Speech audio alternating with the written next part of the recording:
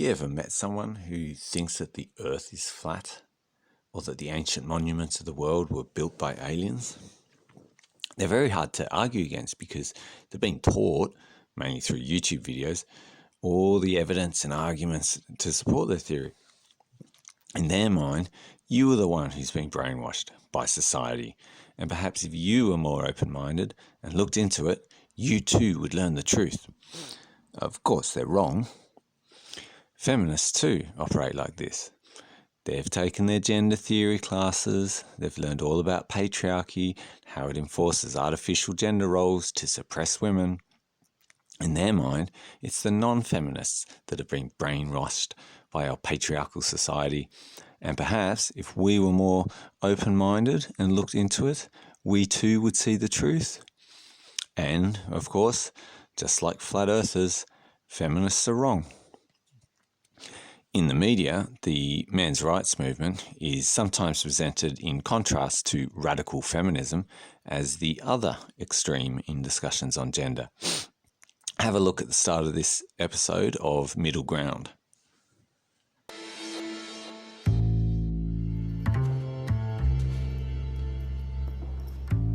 How's it going?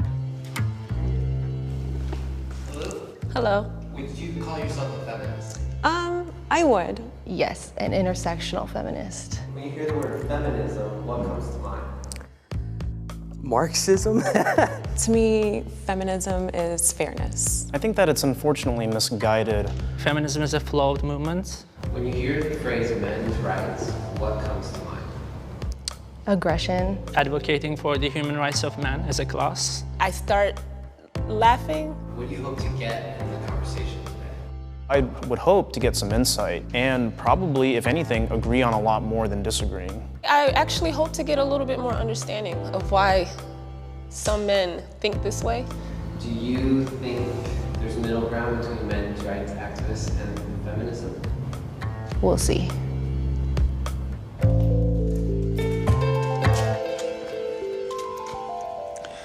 Middle Ground had also done an earlier episode called Can Feminists and Non-Feminists Agree on Gender Equality?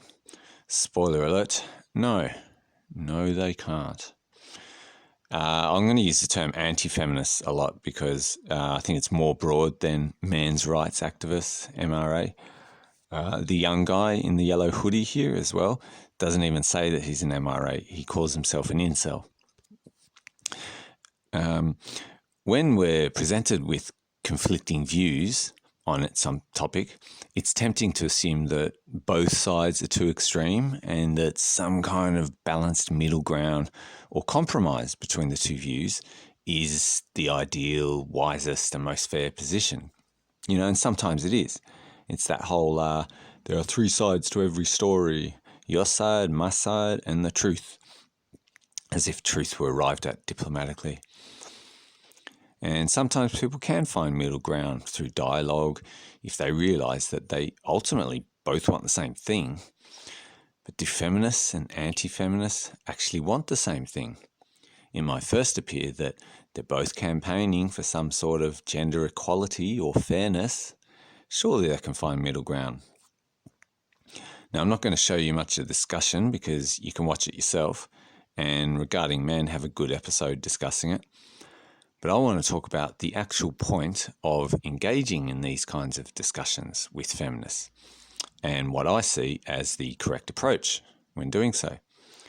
I will say one thing as well, that because the producers of the show choose which questions to ask and then edit the whole thing before presenting it to the public, they're not the completely impartial, unbiased reporters, you know, as if they've filmed a nature documentary where their candid cameras happen to capture feminists and MRAs in their natural habitat. So just based on that short introduction you saw before, you can get a fair idea of where these women are coming from. Listen to the language they use in response to the first question. Do you define yourself as a feminist? Do you call yourself a feminist? I would. Yes, an intersectional feminist. Anyone describing themselves that way? Well, that's not your coffee shop feminist right there. That's the chop your balls off variety. Her and the other black girl with dreads, remember what they think of men's rights? When you hear the phrase men's rights, what comes to mind?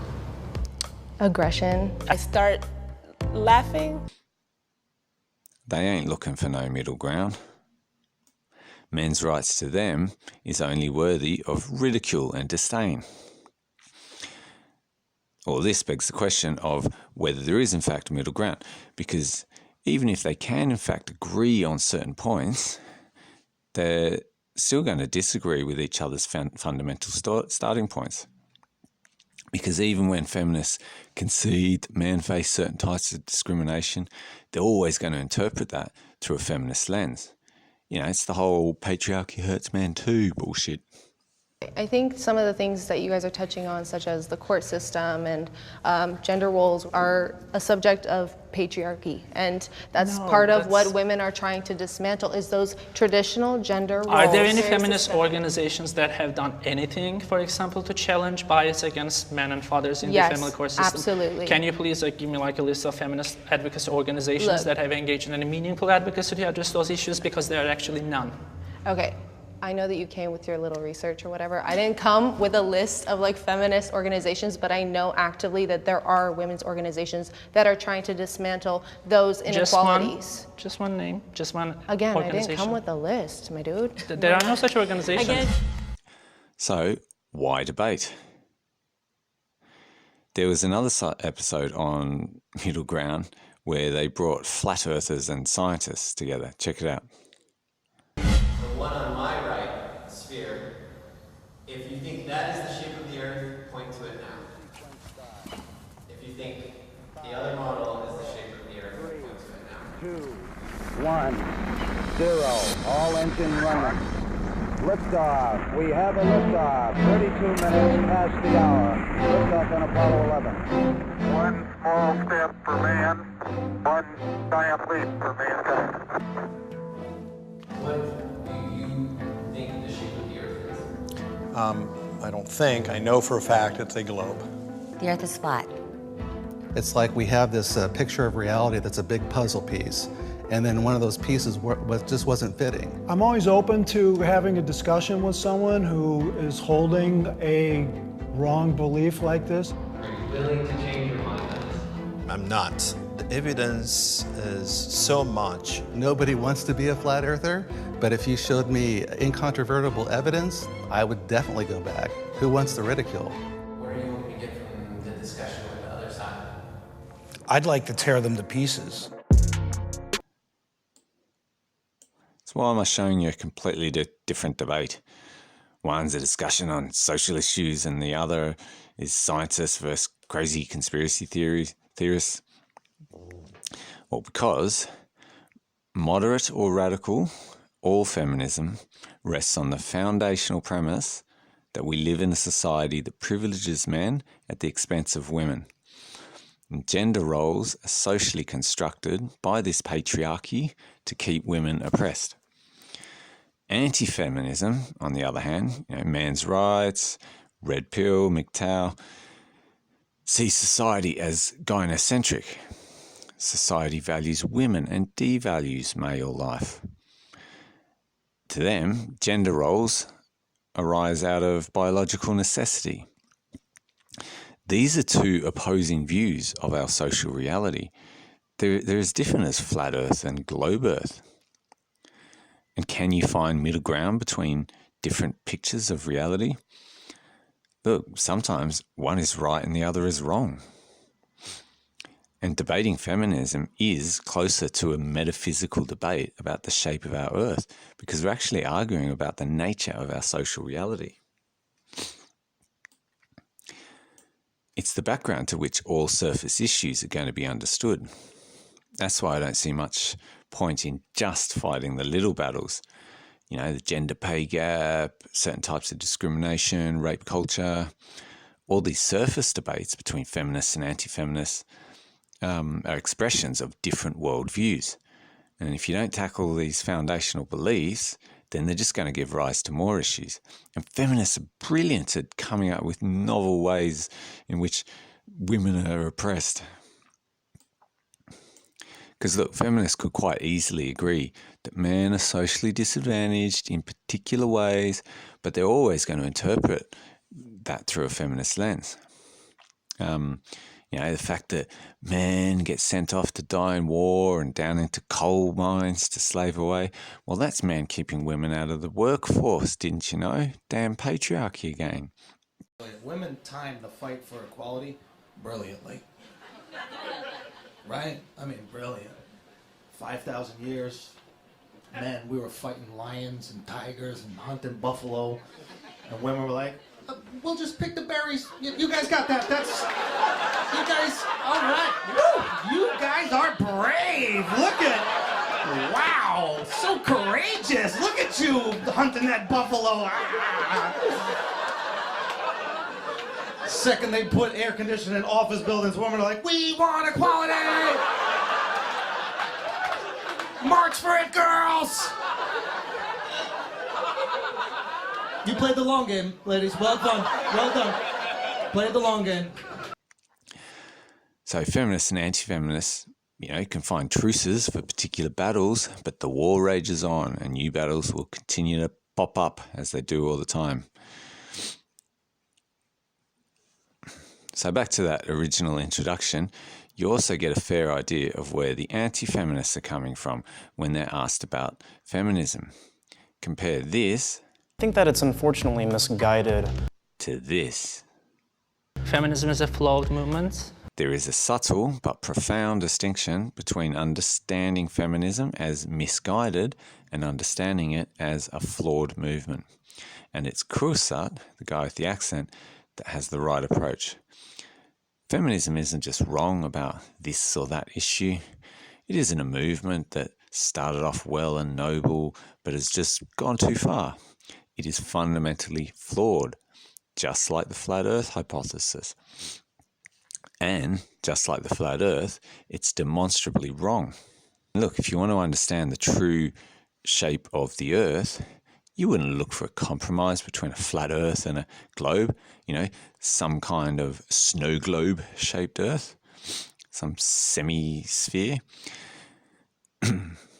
You would, hear the arguments and look at the evidence, and then if you had an open mind, you would see that one is right and the other is wrong, and you reject the wrong one.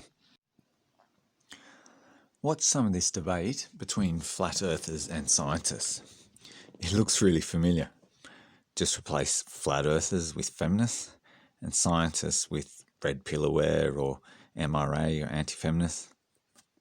The dynamic is strikingly similar.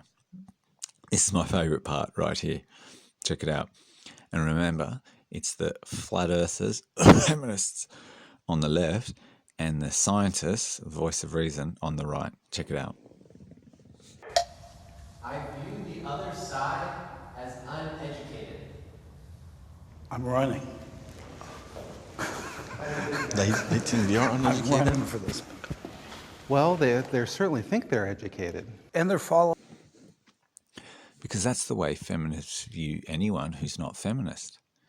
They feel enlightened by their gender studies classes, and they view us all as, well, we're just ignorant because we haven't learnt about the patriarchy and toxic masculinity. Perhaps we're blinded by our male privilege. But look, the scientists don't think that the flat earthers are stupid or uneducated. They just think that they've been conned by a conspiracy theory. Again, what this scientist says here about evidence, he could be talking to feminists. I don't think you guys are uneducated. I think you're wrongly educated. I think the problem with what I've seen in the flat earth crowd is that it's not that they're undereducated, but they, instead of looking at evidence and letting the evidence guide to where the ultimate conclusion is, they start with a conclusion and then they try to cherry pick evidence to support their pre-drawn conclusion. They cast away all the bits of evidence that actually is contrary to their belief system. I think because that's the way feminists react when confronted with evidence that undermines their worldview. They ignore it, or somehow interpret that evidence in a way that doesn't conflict with their worldview. It's frustrating. I've seen scientists gather together at a lake to observe how, when a boat heads off over the horizon, the bottom of the boat will gradually disappear due to the curvature of the Earth. You can see it through a telescope. So flat earthers came to observe this phenomena as well, and when they look through the telescope, well, of course, they somehow interpret what they're seeing with their own eyes as supporting the flat Earth. My name is Wendell. I am a logical, biblically based, and scientific flat earther. I didn't start out, and no one starts out as a flat earther, but I had a lot of questions. So I actually got to the point where I had to go out and put my own eyeballs on it. So we went out to an observation at Salton Sea, and things just didn't add up down there. So we've gone back probably a dozen times, and I can guarantee you that there is no curvature over distance. Like, it's very hard to alter someone's paradigm. And if you think that pulling a flat earther back to the side of reason is difficult, try pull a feminist out of their paradigm, you know, to one to which they're also like emotionally and ideologically attached. Giving up the sense of identity that a confirmed feminist has would be way more painful than the mere embarrassment that a flat earther would experience by admitting that they were wrong. So if you're not going to change people's mind from the other side, then why have the discussion at all? Isn't it just a waste of time? Well, here's the thing. If it was just 3 confirmed feminists and 3 anti-feminists in a room without the cameras or production crew, then yes. I mean, have you ever seen like religious or atheists actually convert each other to the other's way of thinking? Never happens. But I think this scientist says it perfectly. Somebody has to be a voice for reason, and somebody has to be a voice for truth. It would be a fantasy to believe that I would change anybody's mind from the other 3. However, if there's somebody sitting on the fence, and this is the first introduction to this debate, perhaps they'll hear the reasonable voice and say, yeah, that makes more sense than having this pizza-shaped Earth. Someone has to be a voice of truth, and sound-minded people out there will benefit from you speaking the truth. You're doing it for them. Anti-feminists are on the side of truth, but in the current cultural climate, we're in the position of the flat earthers. I mean, truth is unconcerned with what's popular or fashionable, or even what's good for that matter. But the problem where feminism is concerned is that it's their bogus theory that's the one that's adopted by society.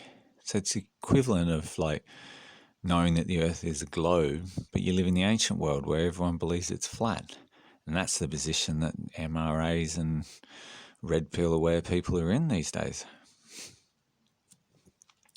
So why do conspiracy theories like flat Earth and feminism appeal to so many people? Why are they so popular? How can otherwise intelligent people buy into this crap? Well, I believe there's a few reasons. Firstly, and probably most importantly, successful conspiracy theories, they capitalize on people's intuitions.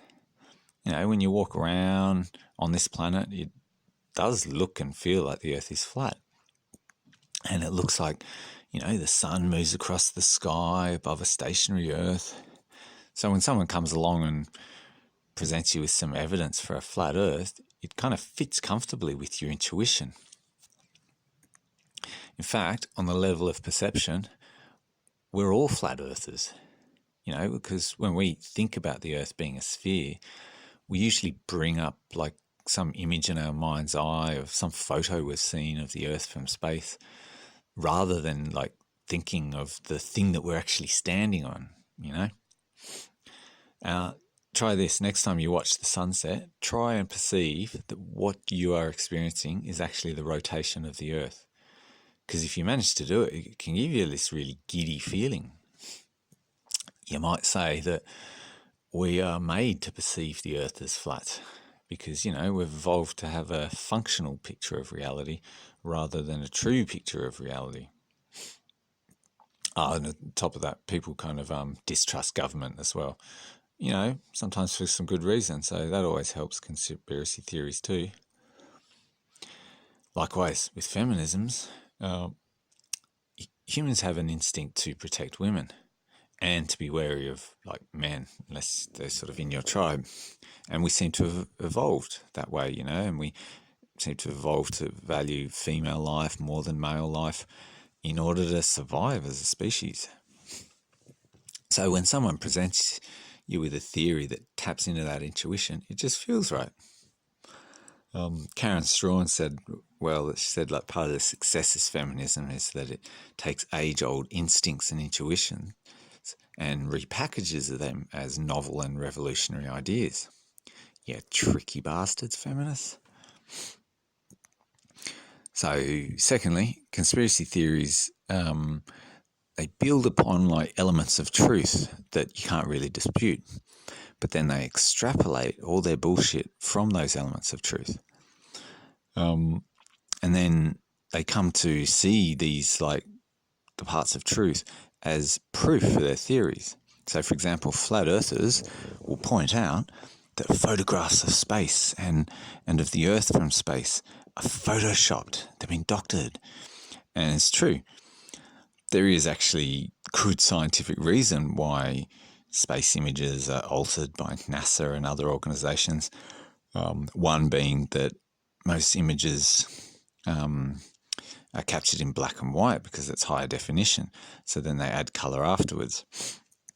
See, the scientists in this debate, they're not going to be fooled by that argument because they know why images of space are altered. That's their world.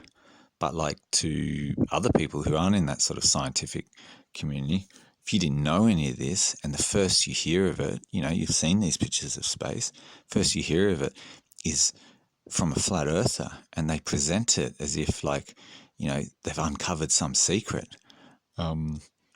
You know, you might come to sort of agree that, yeah, NASA's deliberately doctoring images in order to deceive us. So for flat earthers, that becomes proof of a conspiracy. Feminism too builds upon elements of truth. You know, like there was a time when women couldn't vote, and when, like, you know, title and land was passed down through the male side. But like well-educated historians will understand all these facts in the broader social context. But if you first learn about these things through a feminist lens, which is very likely with today's education, then it's going to be presented as like, you know, part of this patriarchal conspiracy to oppress women. And you might come to see this, oh yeah, you can't deny the fucking women were denied the vote, and you see that as sort of like the suppression of women. And then, so thirdly, thing about like what makes a good conspiracy theory is, well, it needs a propaganda machine to get the message out there, doesn't it? You know, the rise of conspiracy theories correlates nicely with the rise of the internet.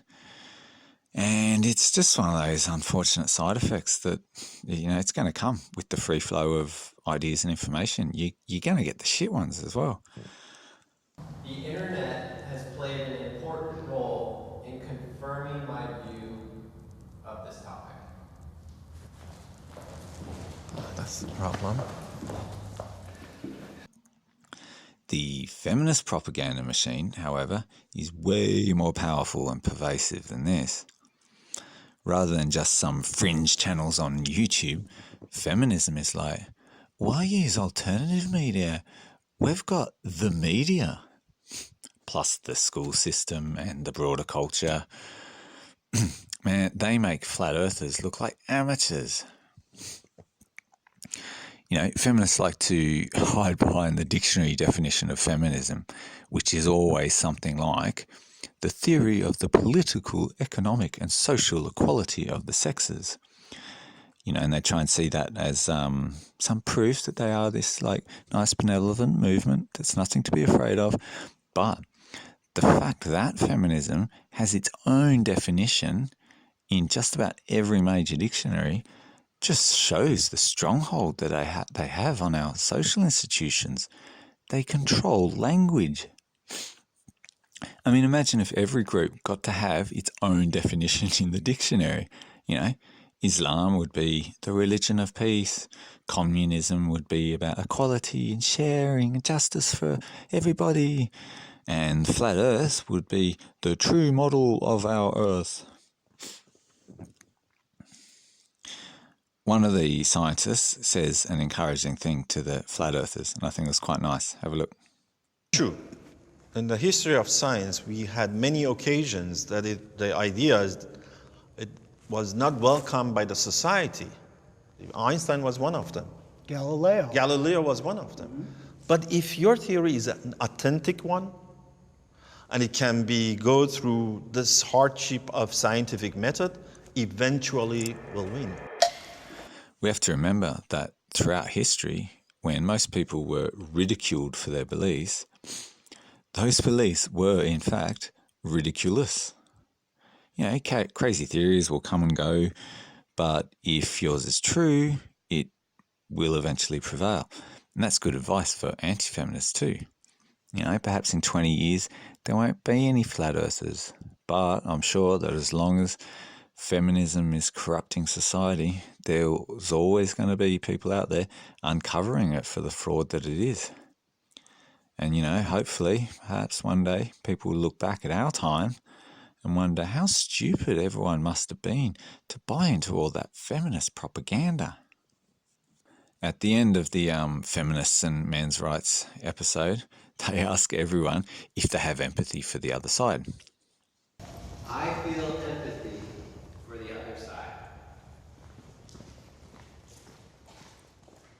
I don't think there's ever a time in my life where a person says they're hurting and I don't at least try to listen or understand. My own. Whoa, what? Come again? Remember what she said at the start? When you hear the phrase men's rights, what comes to mind?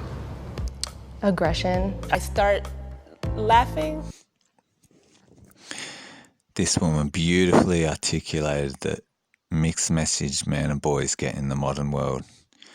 You need to talk about your feelings more. Open up. Reach out. Don't keep everything inside, guys. Oh, okay. Well, you know, this is bothering me. Oh, shut up, you man baby. You whinger. And as far as having empathy for feminists, Krusat says it well.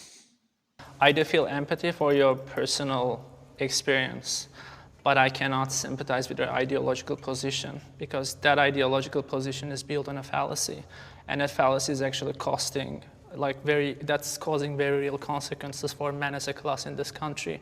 So You know, a lot of men are scared to speak their mind and say what they really think with regards to feminism and gender in our society. But if you watch this full episode, you'll see that while Krusat is the one with the harshest things to say about feminism, you know, he said it's a flawed movement, causes harm to men as a class, it's an ideology built on a fallacy. The feminists largely leave him alone. We don't know, we're only seeing the edited thing, obviously. But instead, they attack the young guy in the yellow hoodie, you know, like a pack of hyenas. They pounce on the one who they perceive as the weakest. So yeah, just remember, I'll leave you with his quote again because he said it so well. And that is the correct attitude, I believe, to have when you're engaging in discussions with the ideologically possessed. Somebody has to be a voice for reason, and somebody has to be a voice for truth. It would be a fantasy to believe that I would change anybody's mind from the other three. However, if there's somebody sitting on the fence, and this is the first introduction to this debate, perhaps they'll hear the reasonable voice and say, that makes more sense than having this pizza-shaped earth.